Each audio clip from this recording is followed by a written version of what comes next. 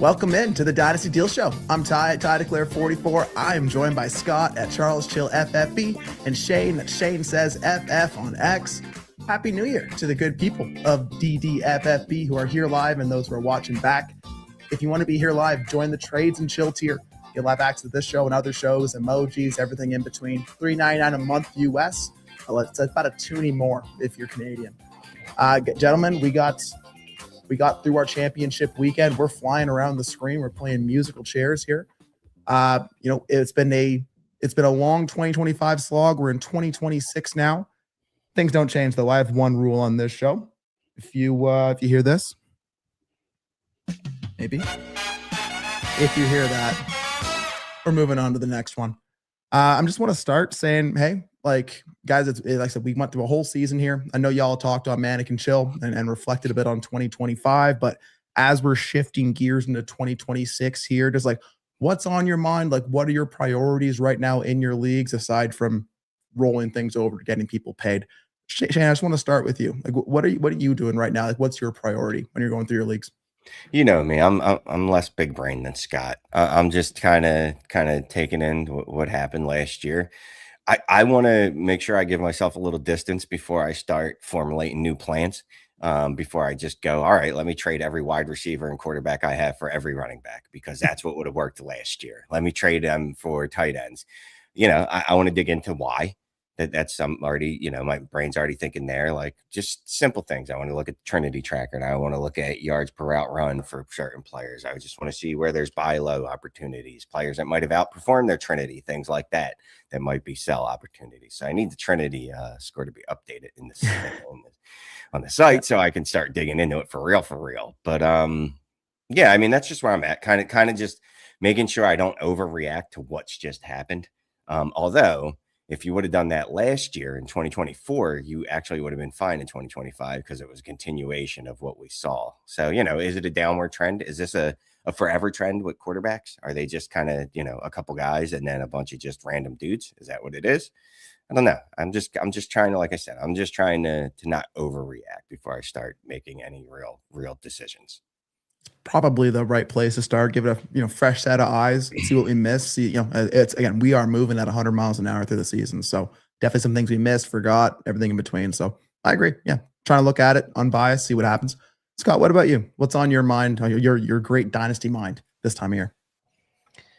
Well, the first thing I did is make sure I recalibrate every single team I have on my spreadsheet. So I went through, cleaned up everything, logged all the picks that I have, both now and futures. I'm starting to do some analysis on that. Projects, definitely want to get the Flex tool up and working. I want to get that done by March. So the new website will be coming out here in about a week or so, but hopefully we get that tool up maybe sometime in the next month or two. And really the goal of it is to essentially be able to hack all of those other positions where you're having to decide between a receiver or a running back or a tight end, and literally be able to snap of the finger. You can automate it based on your format. Other thing is I do want to work on the offensive environment score. I really want to tweak that and make it usable, because I think with the new Trinity score, there's so much you can do with that. But the one predictive part that sometimes people still have a hard time kind of deciphering is when you're comparing team to team. So having something really dialed in to say, okay, now I can go look at this key over here. It's like an answer key when you're playing a game, but you have to refer to the key every once in a while to see what it means. That's what the offensive environment score is. So I think that's something I want to work on. And then third, Shane's going to hate this answer, and a lot of people are going to hate this answer. I want to start automating everything. I want to be able to do 500 dynasty leagues and never even have to think about players, don't care about players. I literally just want everything to be, I just click the buttons. I make the payments, basically have a plan. It's already automated for me, and just find places where I could squeeze the players in. So we're a long way off from that, but I think technology now, there's no reason you can't have concrete answers that I can share with people based on data that we would have never been able to comb through ourselves even 2-3 years ago. And now we can. So I think finding better ways to do that in the dynasty community with the stuff we can control, right, Ty? You know what you can't predict? What's going to happen in week 16 next year. Nothing is going to be able to forecast that. Nothing's going to be able to predict which Jawar Jordan is going to come from running back 200 to start worthy in the course of a season. but you can plan for something like that to happen, and you probably can analyze based on your format where it's most likely to happen. So I want to start automating a lot of that. So when we get to the start of the season, I'll be honest, guys, like our in-season content schedule, it's fun, but it's really repetitive, right? Ty, you did the trade show every week. It's the same types of trades over and over and over. Whatever player did great, whatever player is sucking, whatever player everybody wants to buy for points, it's the same thing over and over. The weekly takeaway shows, like those are fun just to kind of brainstorm what you saw and how things are going. But there's not a lot of like strategy change. It's really just reactionary and then make content. I want to make it so that when we get to September, everyone's ready to go. We're prepared for the variance, and the only thing you have to do is act on it, but you're set up to where everything's ready to kind of take on that fire that comes from the variance of a season. So those are my main goals for the offseason. Then obviously making more content, coming up with new shows inside of our Discord, inside of our community. So that's it. Long laundry list that probably didn't answer your question, but there you go. Real quick, I'm not against automation.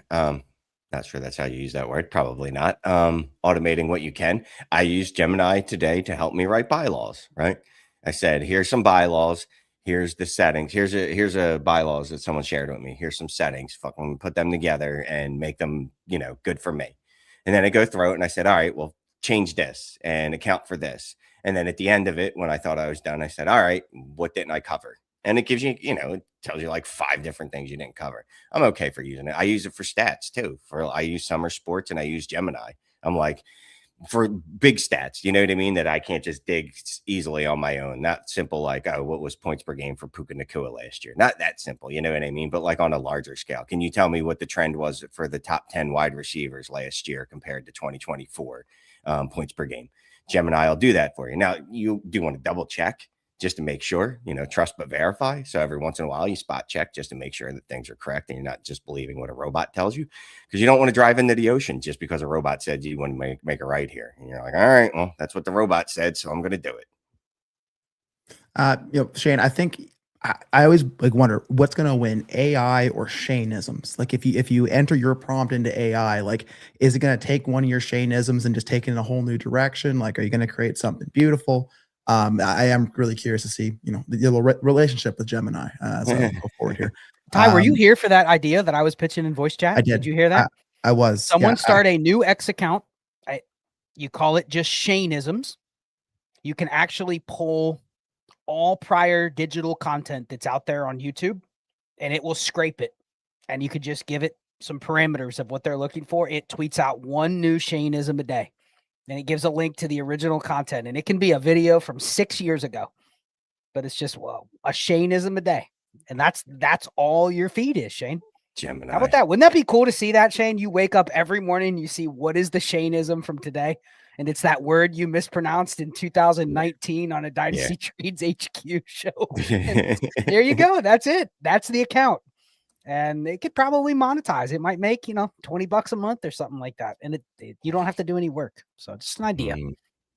Instead of Grok, it's just Giuseppe, another G name. But yeah, we are into the non-point scoring season. Jed Tatiano, he does say, best thing about the show is hearing your approaches and process to which I can learn in order to make better dicey decisions. Went 1-5 in pay leagues. Appreciate you dudes. Happy New Year. Happy New Year to you too, Jed. Congratulations on the 1-5. That's, hey, like even as like your leagues get bigger, it doesn't mean you're going to win more championships. I had 32 leagues total. I had 19 make playoffs, 12 made the semis, 6 made the finals. Only 3 came home with championships. So, it is it's one of those things. I think I found going from, I had like about 18 to 20 leagues last year to 32. That was a big step. And it really, I think it changed the way I had to navigate the in season. And like you said, Scott, it's reactionary, it's repetitive. It's where is my team? Recalibrate with the league. Who's injured? What problem do I have to fill this week? And you just pray you have those teams that are playing well and you don't have to change much. I think something that I'm trying to bring into the offseason is learn how to recalibrate efficiently in season and then especially in the offseason. Like I want to be able to react when I have to be reactionary. And I want to know which teams is it smart to react with. If that makes sense. Like I don't want to, carry all of my picks forward and then not use them. I want to be smart with how I kind of use those assets. So as we navigate the offseason, that's kind of the conversations I want to have is what am I doing in my leagues and how do we bring that forward? I don't know if you guys went over like your exact like records in the playoffs there as we, on Manic and Chill, but Scott, I'll start with you. Like, how did you do this year and any quick takeaways from that? Yeah, I think that this is probably one of my better years in terms of percentages because I only tracked from semifinals and on. So out of 45 leagues, I had 24 make the semis, and then 15 made the finals, and then 10 won. So I was a little ahead of probably expectation of, if you just assume you're in the semis, you're going to win half. So instead of 12 out of 24, I won 15 out of 24. And then you figure, okay, I got 15 to the finals. I'm going to win 7. And I ended up winning 10. So I don't think there's anything you could take away from that. Probably 2 of my top 5 best teams in the playoffs didn't even make the finals. So sometimes, you have teams that shouldn't have been there that won. I had 2 6 seeds that made the finals. They both lost, but they made it. I would have never expected they make it. And then this other one that was the best team all year didn't even make. I mean, O'Shane had one that was undefeated, didn't even win the toilet bowl or didn't even win the 3rd place game. Nope. So I think it's a testament to, I think that the true testament of a good dynasty manager is how many teams that you're really trying to get there. Do you get there? And then it really is a crapshoot. Now that doesn't mean that you don't want to get a bye. You don't want to get in the semis because if you're in the semis, I do feel like that week 16, and this is something I was thinking about the other day, that week 17 with Christmas and there being Thursday games or Friday games and then Saturday games and then Sunday games. And by the time you get to Sunday, you have 5 games already played. And, if you're trying to stream, you're looking at injury reports that are starting on Monday morning. And there's waivers that are running, but there's waivers. I had a couple waivers that run on Thursday, but it was too late to run for the Thursday players based on when the waivers ran. So it's like that week 17. And it's Christmas Eve and Christmas Day. Like that's not the week where you're like, everyone's going to be sitting here wheeling and dealing. So if we're going to continue where Christmas week is week 17, like I found it hard to transact in that week. Most of my deals were the week before the semis where I was willing to kind of go all in. I don't think there was one team in the finals, even where I could trade, where I was out there really trying to upgrade my team in the finals. It was kind of like, I'm already in the finals. I'm either chopping the pot or I'm fine with the result. But I don't think I made one trade in week 17 that was like, I'm buying the championship. Maybe week 16, maybe week 15, it was aggressive move. But I don't know about you guys, but that seems like a tough week to do a lot of stuff because there's games all over the place and people just aren't as active. So that feels like going forward, like week 16 is the week you want to really aim to let it all hang out, if that makes sense. That's just a takeaway from what I experienced. 100%. Because even like, especially with those chop pots, it compounds that because people don't want to make moves on either side of the aisle. I personally didn't chop in any of my spots where I could have because of that. I wanted to keep the market alive and just, see if I can make some more things happen. But I agree. It really did turn down. And yeah, it's hard to get people in front of the phone. People are locked. It's tough sledding in there. So that's a good takeaway. Shane, anything from you? How'd you do in your league? I got murdered. Absolutely destroyed. Yeah. I mean, Scott talked about that. He mentioned my 14-0 team that didn't even win 3rd place. And it got its doors blown off in the 3rd place game. Like this was all year, easy wins. I think there was like one game I had that was within like 10 points the whole season. And just got my doors blown off immediately. So whatever.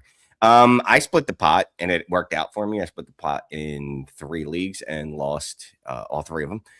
So that worked out well. I didn't split it in one, didn't split it in another, lost 1-1-1. But I get your point. Like you want to keep the market moving, but honestly, most of those leagues I've made every move that could be made. You know what I mean? Like there's only so many chess pieces left on the checkerboard that you could use, right? You can only use so many pieces. You use them all up. No one can king you. You got to move on. I had nothing left to do. Like there was no moves I can make. You know me. Maybe you don't. There's not one iteration of a trade that I haven't started to send people. Like I try everything I can think of, and there was nothing left to do. So I split the pot. I'm fine, and then I'll start making trades. In the next couple of weeks after I've absorbed this year. Let me ask you Last this, year. Ty. Shane, in leagues where you got knocked out in the semis, did you ever find yourself going to the team in the finals trying to sell shit that you were using? Did you try that at all? Because I noticed not all my leagues have third place pots. Some do. So some of them you're like, I'll just play for the third place pot. I don't need to go sell to the two teams in the finals. I never really thought like, hey, let me go sell this player to the teams in the finals. Nobody came to me to buy, and I didn't feel like going to them and selling. Maybe that's just laziness, but it just really felt like that week 16 and week 15 is where the big moves were made if they were going to be made. So I don't know. That was just a feeling. Maybe it's not going to be every year, but that was just something that stuck out. I think I made all my big moves going into week 16, right? Yeah, week 16, because and I talked about it before. Week 16 is the most important fantasy week because that's the one that gets you to the finals. That's the one that even puts you in a position where you could split the pot. You know what I mean?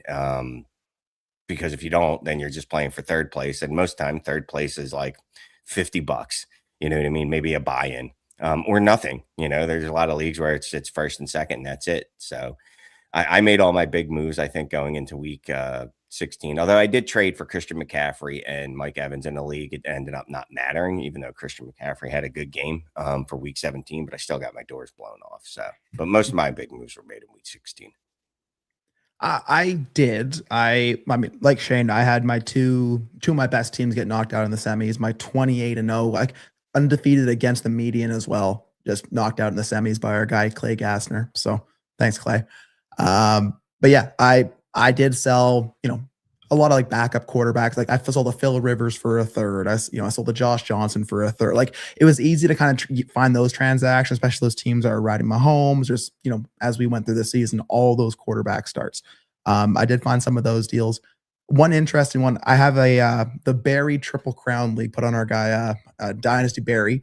It's essentially 3 leagues. They all draft at different times of the offseason. They're all best ball, and they all have little wrinkles to change them up.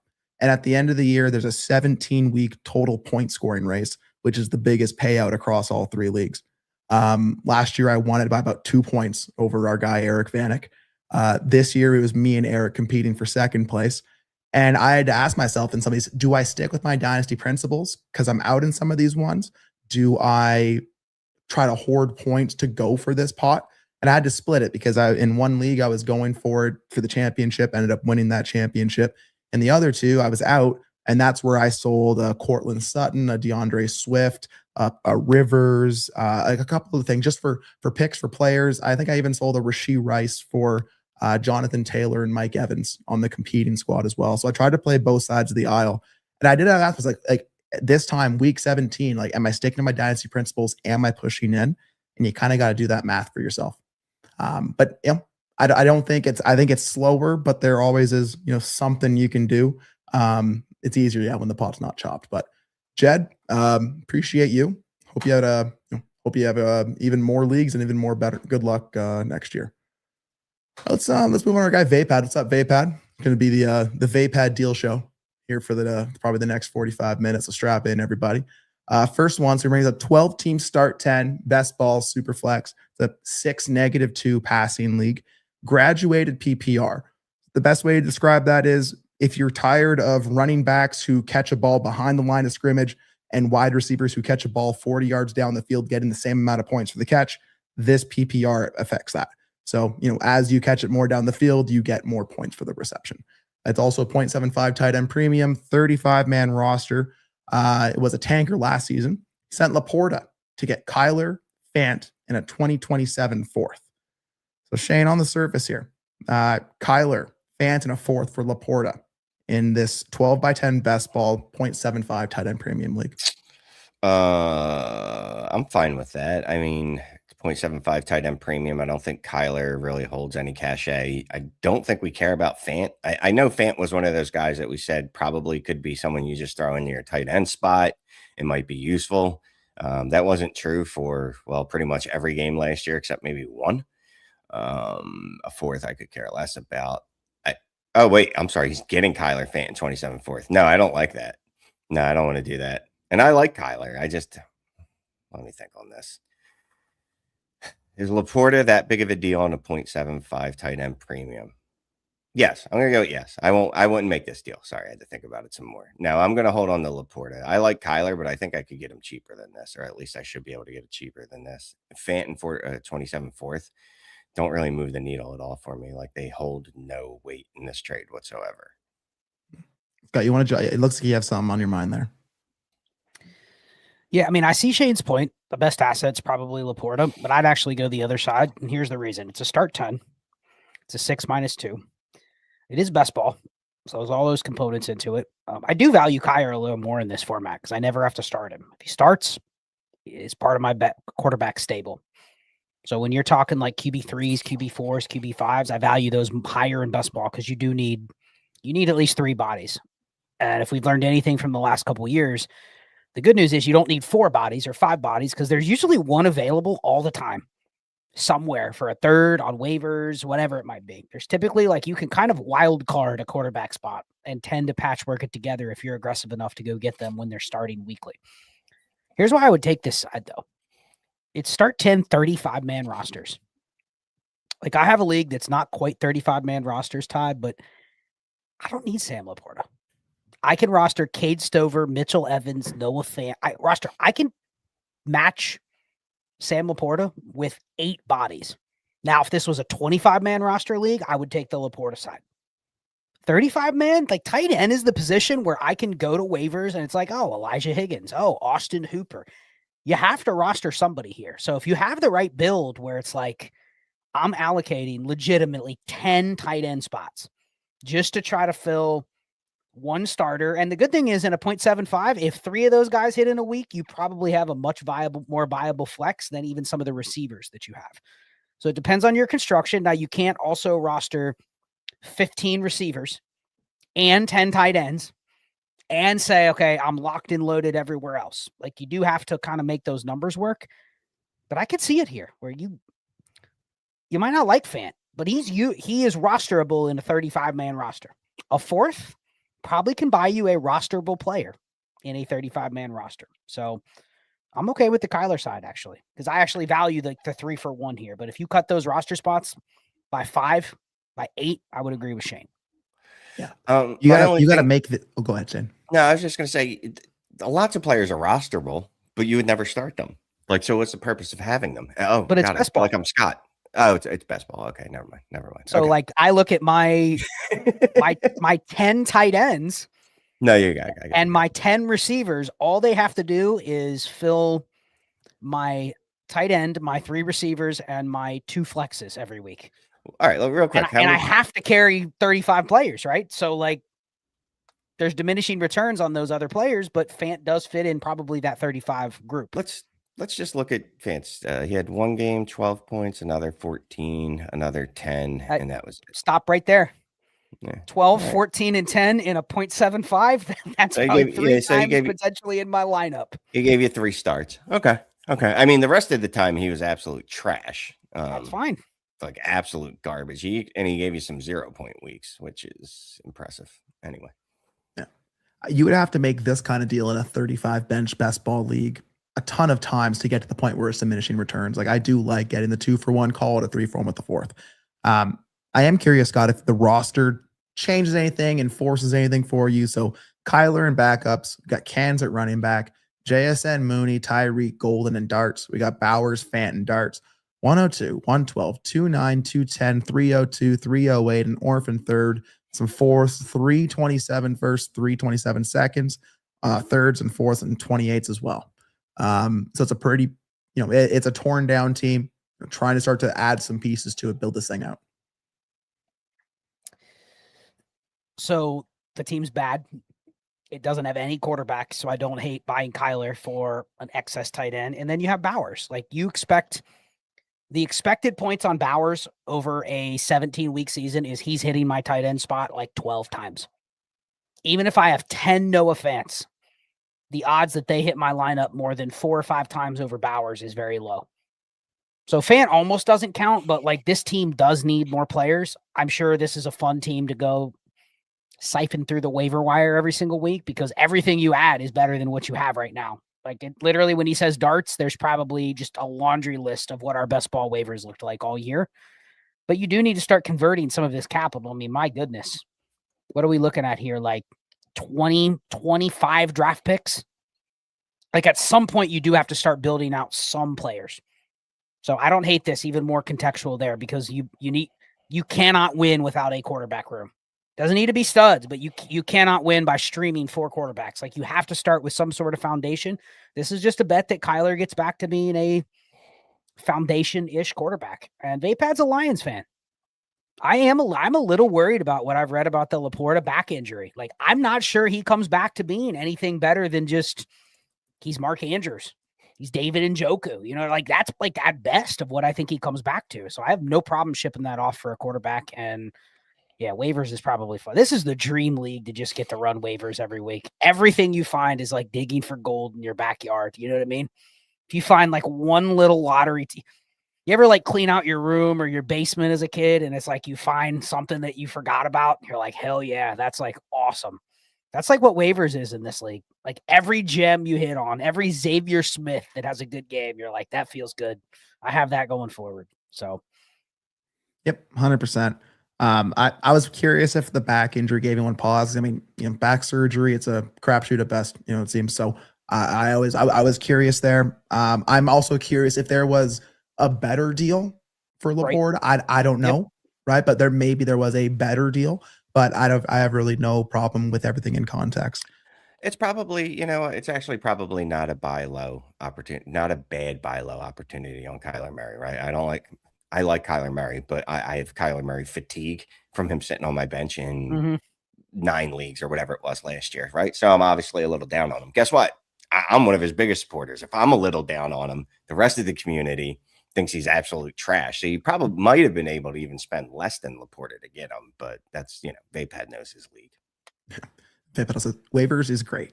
Okay, great. Davis Stills, my goat. Exactly. And Laporta worries him. So yeah, you're not alone. Vapad also asks, bonus question. How are you tackling the 26 draft? It feels like it's like 2 seasons away till we're actually going to be in April. But Shane, I guess, especially if you had a team like Vapad's that has this bevy of 26 picks, how are you handling that? I mean, the problem is no one likes the class right now, right? Matter of fact, Ray and Scott had an AMA today, and part of it was dedicated to how much people hate the class. That's a paraphrasing.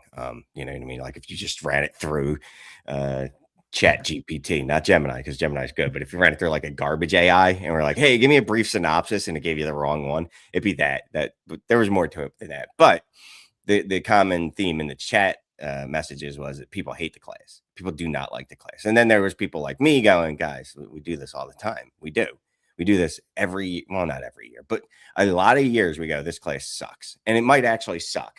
And I'm not disputing that it sucks. But people are going to want picks. You know why? Because our dick gets hard as soon as the combine comes around. As soon as the combine comes around, some fool runs a 4.3, 4.35, and we're like, oh, I love that guy. There's going to be some running back that crushes in an agility drill that we're like, oh, I like him. It's just going to happen. It's what happens every year. Now, is the 110 as valuable as it was 2 years ago? No. But people are still going to value it. All that said, you're kind of screwed if you have the 26 picks because they're not valuable enough to sell for actual, I think, high-level assets. You could buy mid-tier assets like JMO, which I wouldn't be opposed to using late first, maybe players like QJ, players with some ceiling that have some variance in their weeks that can help you win. That's kind of how I'm attacking it. My teams were split into 2. There were teams that were competing and I have no picks left, none. And then there's the teams that weren't competing and I have tons of picks. So I'm going to find out how valuable those 26 picks are in people's eyes basically the next few months. But I do this every year. They're going to increase in value and want come the combine after the Senior Bowl, not in that order, obviously. Once teams hopefully once there's some good landing spots, because we thought last year at the draft that there would be some good landing spots that would pump up the running back class, and it didn't really happen. Yeah, Vapad. Now my team is more than a year away. Yeah, that also makes sense. But yeah, I think regardless of where your team is, that's a That's a pretty, agnostic answer where, yeah, like know where we at in the cycle. This is the bottom of the value cycle for the 26 picks. Like even if we're down in the class, this is the most down we're probably going to be over the next couple of weeks. So Scott, on a team like this, how are you handling these picks in general? So I think a key phrase that kind of came to mind after we did that AMA today, and if you're not in our Discord or haven't joined the website, do it. ddfantasyfootball.com, patreon.com/allgas. We're going to do more of those AMAs, and probably a couple of them will show up on YouTube because we're able to do both content in the Discord and then put it on YouTube sometimes. So we may throw those up there for members on YouTube sometimes too. But we talked for about 45 minutes what the market was for 26 picks and PP, not power play, not potential points, purchasing power. They don't have purchasing power. It doesn't mean good players can't come out of this class. In fact, we maybe look back in 3 years and go, that actually wasn't a bad class relative to 2024 or 2023 or whatever it might have been. But they don't have a lot of purchasing power. I think if you have a team that's already mostly built, it has the construction that you want, and you have the random 110, 111, and you're going, what the hell do I do with this pick? And you try to trade it for what the typical 110 should be. People are like, dude, there's no way. Like, I'm not giving you that. I'm not giving you this. Like, I'll give you Travis Etienne for the 108. And you may go like, dude, a running back coming into his 6th year, that's good, but not great. I don't want to pay a first for that. But that might be the market. And it's fine if you say, you know what, I just don't want to be part of a class where there's not a lot that I can do with the picks. Give me something that I know. Give me something that I can plug in that I know I can use. I'm okay with doing that. I think where you really hurt, Ty, is when you have a team that was tanked around the 26 class, becoming the foundation of your team. I have some teams where I still have my first, 111, 112. I have no problem just adding the best player available there. That'll allow me to have some variance on my rosters where largely I faded the 26 class. I'm way underweight on picks compared to prior years. But I have some teams where I go, I'm not even going to bother trying to trade that 110 because what I'm getting offered is like, it's not really helping me, especially if I already have a good team. Like that's the kind of place where I just pick a player. And if there's going to be players that you're like, wow, I got that guy at 110 because it was a down class and he ended up being awesome. I'll use that as the ability to make picks, add some of these players. And I feel like I got a good deal because it was a pick that I did the best thing that I could have. I didn't settle for trading it for whatever. But I think in Vapad's case, if you have a gutted team and you have like 4 firsts this year and 5 seconds, you really have to grind hard. You really have to have some conviction on depressed assets, whether that's like BTJ or Lad McConkey or Kyler. And like, if you're right on those, you could look up next year and you go, wow, I got some foundation players for picks that were not great on the market in a down class. But if you just sit there and you go, I'm depressed, this class sucks, and you just expect somebody to hand you foundational pieces for 2 firsts, like it's just probably not going to happen as frequently here. So it's just, there's not a lot of purchasing power. People like that the most reason people like picks nowadays is when they have them in that midst of where everybody wants them. And there's just not as many options. So I have to kind of flesh through what I think I would do if I have one of these teams that has 15, 20, 26 picks and my roster is completely depleted like the one he posted. Like that's tough. Yeah. We went over a bit on All Gas Trade Show that dropped on New Year's Eve, just like how we're handling like these picks compared to even some of the vets that we can find and probably also buy low on this time of year. They've had, on this specific team, like 112 and lower, like I am active, trying to find those deals as I can. Like what kind of swaps make sense? Can I make more of these quarterback? And then I think the variance we saw this year, there's going to be people who are down on a multitude of players just because of the variance that we've seen. So there's an opportunity to kind of leverage disappointment with disappointing class coming up. I'm holding the 102 until we're at least in the excitement season and then doing something with it. If you get stuck with any of these picks, at least you have a team that can definitely roster all these players, and at least practice a little bit patience. But I agree, Scott, any of those teams that where you were hoping the rebuild happens in 26, you probably feel like you're looking a year ahead now, just because of I don't know if this class is going to be that saving grace for you, but we appreciate you, Vapad. Can you add something small to that first and move it to 2027? And I know 2027 picks are really going to be hard to get. They're only going to get harder to get as we get closer. So just try it now. Just see. You know what I mean? Or wait till the hype around the picks ascends or increases and then try it then, especially from teams that perceive themselves as being good or managers that perceive themselves as being good, especially the ones that perceive themselves as being good that are never good. See if you can get those dudes or ladies first. 100%. We'll come back to you, Vapad. Let's head over to old Bean Doggy. It says, thank you, Trinity. Just won the chip. Super flex, 12 team start 10, no premium. It's got Burrows, Hurts, Dimes, Brissett, Bijan, Genty, Harvey, Marks, Swift, Evans, DK, AJ Brown, Olave, Pierce, and Waller. All 26. Got an extra 27 in the inbox. May for Genty and Burrow. Shane, I know Vapad's in a startup right now where May just went over Josh Allen at 102, right behind Bijan. So we're already in startup crazy season. Let's go. Burrow and Genty for Drake May, 12 by 10. Let me see here. Hold on. Where did he go in this startup that I might be in? 103 after Bijan. Josh, Bijan, Drake May. Sounds about right. Anyway, what was the offer question? What's the question? May for Genty and Burrow. I'm getting Genty and Burrow. No, you're selling that to get May. I will take Genty and Burrow. That feels like being a prisoner of the moment. I like May. I will say this, though, right? May does have the one thing that's been kryptonite to some of the quarterbacks in Joe Burrow's range, the rushing upside. And that's kind of what's always scared you about, not everyone, but it's kind of always scared me about Joe Burrow is that he doesn't have it. So when he has a season that he doesn't throw 35 to 40 touchdowns, what's going to happen? Well, he's a low-end QB1. May shouldn't have that problem, right? And I don't know that their offense is going to get so good or enough pieces where it's not going to be part of the game, him running. But all that said, I still believe in Genty a lot, and I'm fine taking on Burrow and Genty for May, so I would pass.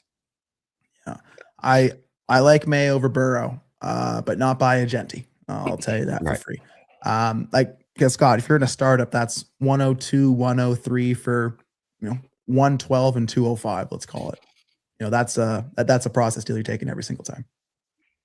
Yeah, I mean, it's actually just the analysis of Genty here. Like, this person must be a little down on Genty if they're considering this, but if you're not, I mean, just from 2025, the biggest or the what's the best way to say it?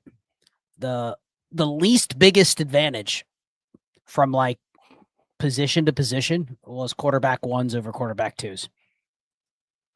Like, if you're talking about the RB1s over RB2s, so if you think Genty's in the potential RB1 category, I'm not saying he's going to be Bijan or he's going to be Gibbs or Achane or Jonathan Taylor, but gotta say he's probably one of the better bets of guys that hasn't been there that could get there in a given year, right? And that advantage is huge relative to the other running backs that you're probably flexing compared to the May Burrow advantage. And I think the other thing that makes me not want to do this even more is you have Jalen Hurts. Like, he's just as good as Burrow or better. Like, you don't need to upgrade at one of those quarterback spots. Like, you have 2 top 12 quarterbacks. You don't need 2 top 4 quarterbacks. You know what I mean? And I know he's thinking, like, I'm already loaded. I can afford this because I have Bijan, Genty, Harvey. I have some excess. I'd rather be trying to feed others with the other excess pieces that I don't really care for. Like, this is the team I'd be willing to sell DeAndre Swift for the 112 and just gamble that I can do something different with the 112. Maybe I add something to that to kick it to a 27 first, but I'm not selling from that Genty Bijan range to upgrade at a spot where I'm already very strong at. No thanks. Yeah. No thanks. It seems like everyone's on the package side as well there. So yeah, if people are willing to throw out Genty after a rookie season where he had a couple of nuclear weeks and was marred by just being a Raider, I'll happily get him thrown into packages. We appreciate you, Ben Doggy. Good work on the winning the chip, using the Trinity. Love to see it. Okay, let's go back to Vapad. 12 team. It's a 12 by 15. There's no bench, just 12 by 15. That's it. Mm-hmm. Is this the startup you're in, Shane? No. Vapad's not in the startup with me. No, okay. It's me and 11 other gentlemen. None being excellent. Vapad. Well, never mind. But For it is you. the super flex graduated PPR, 0.2 point per carry, a 0.75 additional tight end premium, 6 -2 scoring, -4 as well. Maybe that's for a pick 6 or who knows. Kick and punt return yardage, startup trade. Sent my 101 in a third round reversal for 111 and a 2027 first. So we are in startup season. So Shane, 101 for 111 and a 27 first. So just looking at who's on the board in my league, right? So the 101, Josh Allen. And so would you prefer Josh Allen or Jalen Hurts in the 27 first, or Lamar Jackson in the 27 first? Although my league might be a little skewed. Maybe we just hate quarterbacks apparently already. I think I want the 111 and the 27 first. It's just I'm still of the mind I like to have flexibility, and that gives me more flexibility than just giving up that 27 first.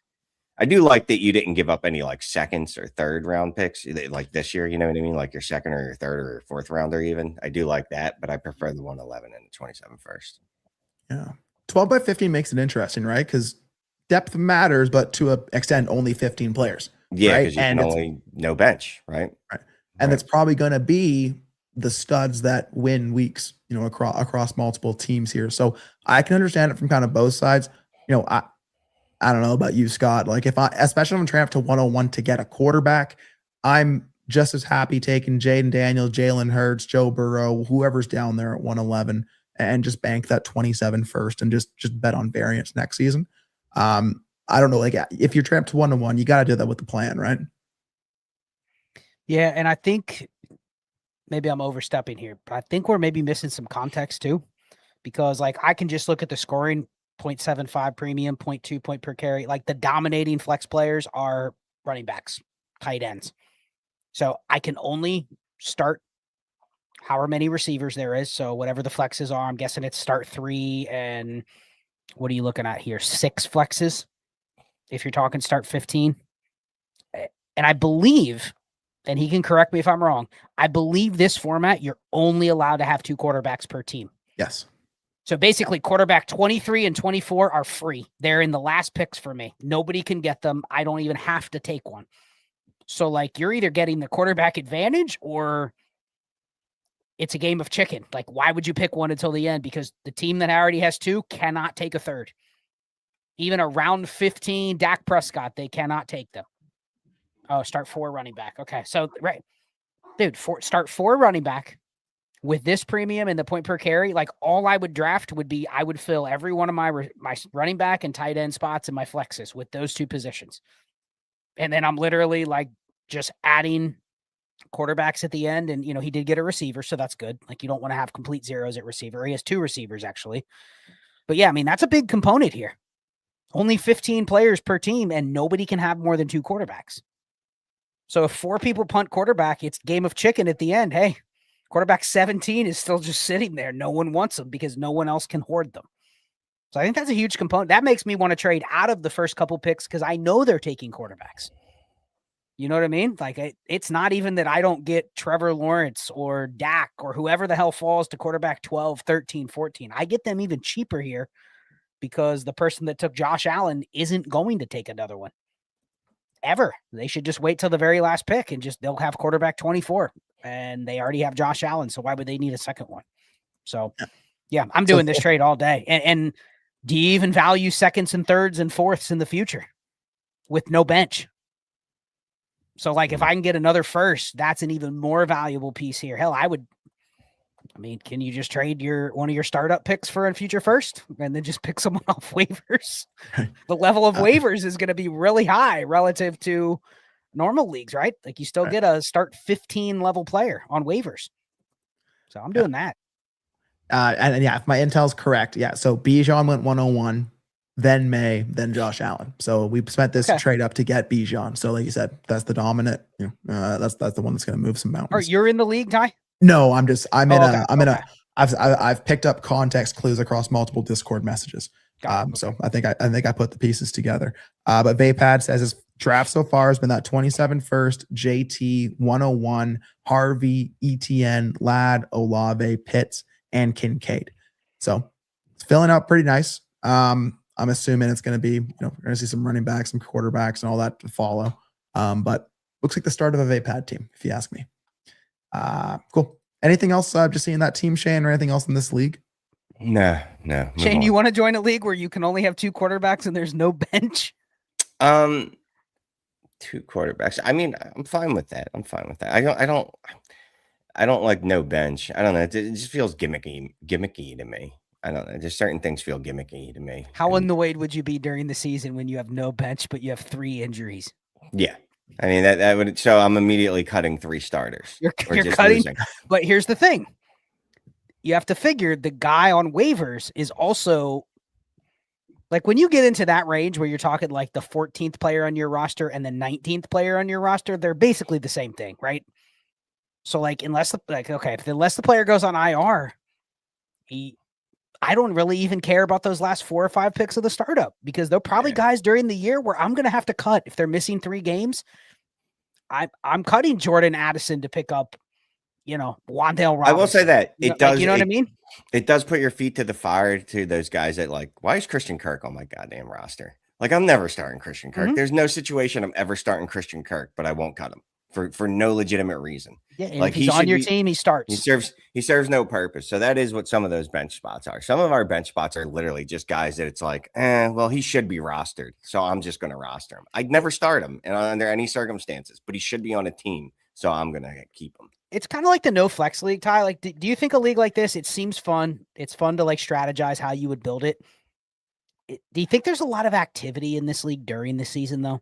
Given that I can just look at the waivers and go, this guy's on waivers. Sure, I'll just pick. Why would I trade for one of your players when this guy's on waivers? Like, unless you're up tiering or kicking it to future quality firsts, kind of feels like this will just be a draft, and then whoever has the best 15 and whoever constantly has starting players every week. There is no hoarding. There is no leverage. It's kind of just like who's right on the players. I don't know if I would love it from like an in-season market standpoint. It is interesting, right? Yeah, because every single roster spot literally matters because it's in your lineup. I was trying to think, but like, what would I do in this league? All I knew is on December 29th, it wasn't the league that I was going to join at that. I think at that point in the offseason, I'll ease into a 12 by 15 no bench league. But I am interested to see how that one goes, how the market is in their VPAD. So keep reporting back, please.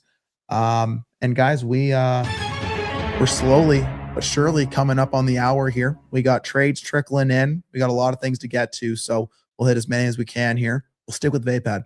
12 team start 10 super flex. It's a 1.5 tight end premium. Send away the 101. Get 111 and a 27 first and Ramondre Stevenson. So Scott, the roster is T-Law, JJ McCarthy, Jacoby Myers, Ramondre Harvey, AJ Brown, and Hunter. It's got 1, 3, 1, 5, 1, 8, 1, 9, 1, 10, 1, 11, 2, 1, 2, 4, 2, 8, 2, 12, 3, 2, 4, 1, 4, 6, 5 extra first and 27, an extra 27 second and third, and an extra 28 second. How do you feel there? 101. Yeah, you send that away for 111, 27 first, and Ramondre. I mean, it's obviously a complete punt, a complete tank. I do think this is an example where I think we would agree you have to almost split this asset, given your roster has no players. But you're also a victim of your own success here. I guarantee you said, I want to split some of my first, and the people looked at your roster and went, the only pick I'm letting you split is the 101. You're not splitting the 103, 104, 106. Like, you wanted to split all those other picks, but they're like, the only pick I'm doing it for is the 101. And you either take it or leave it, because you're the only other split option. If they're willing to split, you're the one that wants to split. And if they're not willing to do it with your other picks, you don't have any other outs. So I think it's a good deal. If this was a fair price to pay, if you wanted to go up to the 101 in a league, because I think that 111 could just kind of be empty calories. You know what I mean? So I like it for him, but yeah, feet to the fire now with those other picks. So can you get another one of these deals somewhere else? Because you need to do another one, but I'm fine with it. Yeah, I think that's one of the, if you can do that deal multiple times, that helps this team. But yeah, eventually those chickens have to come to roost. Players have to get on the team, and whether that be by pick or by trade. So just do it with the plan VPAD. So Shane, on this same team, VPAD has an inbox offer of sending away Hunter for 107. He's probably going to ask for a bit more. He's thinking Hunter in 103 for Burden 107 and a 27 first. He's taking the night to mull it over. I'm I like sorry. that second one better. I think that accomplishes a little bit more for you versus just liquidating Hunter for another pick in this draft. How do you feel, Shane? He's trying to get Burden 107 and a 27 first for Hunter in the 103. I don't think he'll get that. I mean, if he would get that, I would absolutely smash it hard. I would absolutely, I would rub my groin all over that. That's an absolute steal. Are you kidding me? There's no way you're making that deal, Vapad. Absolutely none. So yes, I would send the 107 for Hunter too. You would give up the 107 for Hunter? No. The first trade was Hunter he gives Hunter and gets the 107, and then he wanted to try to get this. This is have my cake and eat it too, where I split 103 for a 27 first. And the 107. And you get Burden, and quite frankly, Burden's got more hype than Travis Hunter, because Travis Hunter sucked and then got injured, and then they signed Jacoby Myers to a 3-year deal. So I don't really know where he's going to play. I'm sure I'll be on the field somewhere if he can, get snaps over Parker Washington. Who knows? Wouldn't you add to his side there too? Wouldn't you kick a little, like an extra second into that, seconds into that side? If he says he's mulling it over, it means he hasn't declined it, right? If you add a second and a third, he may do it, and you have way too many picks. So. I'm getting the more valuable player. I'm getting the more valuable pick with the 27 first, and then I just get another pick this draft too, just for funsies. So yeah. Yep. Yeah, perfect. All right, let's go on here. Mr. Jordan Jackson, what's up, fellas? What's up, fella? How you doing?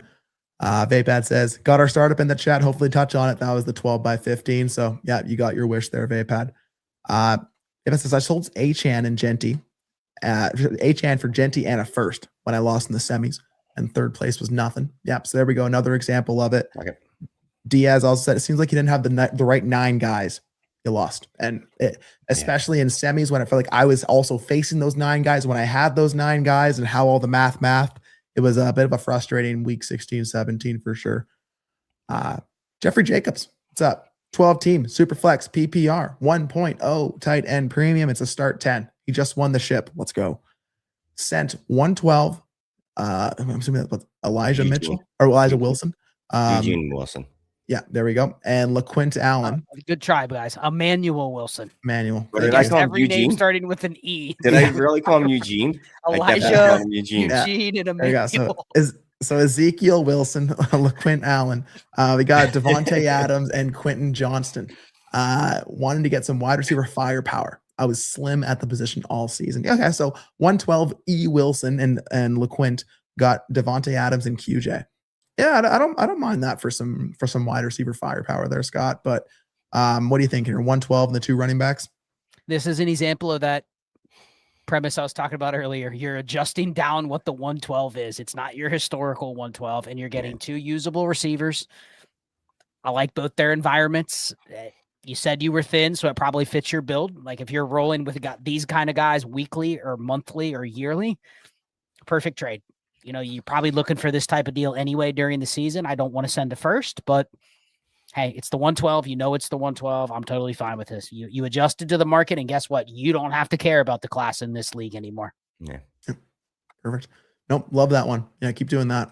All right. Big Diaz, 12 team, start 11, 2 quarterback. It's a PPR. Running backs get 0.5, wide receivers 1.0, tight ends 1.75. Point per first down, quarterback passing bonuses, quarterback first down bonuses, wide receiver and tight end first down bonuses. We got JJ being sent away for Travis Hunter, ETN, and 107. Not exactly sure which side is which on this deal, but Shane, talk to me. Justin Jefferson, the man who honestly, we should probably be looking to acquire some Justin Jefferson just based on vibes alone with where we're at. For Travis Hunter, ETN, and 107. That's not nothing. No, it's you gave up a good package for it's a 12 by 11, so I get the package side of it, but Travis Hunter, I literally just talked about how I don't care about Travis Hunter, so I can't then turn around and be like, but he's a valuable asset in this deal because he is. No, I do this. ETN is 4 weeks away, and I know there's 4 weeks can't happen until next year from being worth a second as opposed to a first. And quite frankly, now that the season's over, he probably isn't worth a first. I don't know that people will give you a first for him. They probably give you a second for him. So yeah, I'll take JJ. It does feel like JJ is very attainable for the first time in his career. He's really, really easily attainable. Scott, do you have any quick thoughts on that one? No, I mean, I think if your goal was to split JJ, you probably have to go trade Travis Hunter unless you want to hold him. But I think if you can do that, I like accumulating pieces in this format because I'm not saying receivers aren't valuable, but based on the scoring, there's leverage at some of the other positions. So I'm okay moving off JJ for a package, and it's Big Diaz. If there's a Travis Hunter deal to be had, he's probably getting flipped in the next week or two. So he's probably not going to be on his roster that long. So I'm fine with it. No, yeah, and that's the thing. So if he turns Travis Hunter into it first somehow, even if he has to attach something to it, I like it more. Yep. I do. Perfect. Yeah. Vapad says, I'll give you a 26 first for ETN. Yeah. Okay. Well, Vapad, we're in leagues together. So just go check. I'm pretty sure I have ETN in there. I'm going to go make some sweet deals. But we appreciate you, Diaz. Good luck. Dr. Ryan Cecil, what's up? Would you trade Harvey for a projected 27 first? He has Jacobs, he has Henry, he has Saquon and Javonte. So that's projected mid 27 first in a 10-team league. So Scott, would you trade Harvey away for a projected mid 27 first in a 10-teamer? 12-teamer, I would. Just because I think the quarterback class could be strong enough that just down the line. I mean, we were talking about this earlier. Like, yes, I would do that. 10-teamer, I could take it or leave it. Like, Harvey did enough to where you could go into next year and say, I mean, I don't know if he gets to like 20 point per game level, but like he's good enough to where you would say I would pay a first. I think it's more of, do I want to pay first for players when I have this type of running back room? Probably not. So like if you said I want to trade out of this running back room to just net a future first and have the flexibility, sure. But like if I had this room, I wouldn't be saying I'm sending a first to add Harvey to this room. So I think it can go either way. With this roster, I'm fine selling him if you just want to net some capital for a future move. Yeah, especially if you see that your league has a high market there for picks, you can get some things done. Yeah, I'd like having that in the back pocket. But yeah, I can see that from both sides. Cool. Thank you, Doc. Appreciate you. Also, shouts out to Dynasty Edge HQ. Thanks for the stream. Well, thank you for the comment. We appreciate you. Mike Conron, what's up? Inbox offer. Brian's new orphanage league. It's a 12 by 12 best ball, super flex, laddered PPR, 0.25, 0.75, 1.75 for tight ends, heavy big play bonuses. It's a 0.25 point per carry. Send away Jefferson and Waddle. Get neighbors. So I am in this one. It's very interesting. It's like a league that's already been drafted. Each teams have strengths and weaknesses, and then we're randomly assigned to these teams. So we just got the teams given to us today. So of course these sickos are already in chat trying to make deals. I love it. And yeah, I feel like it's a game of like classic fixed risk. You got your assets spread across the board.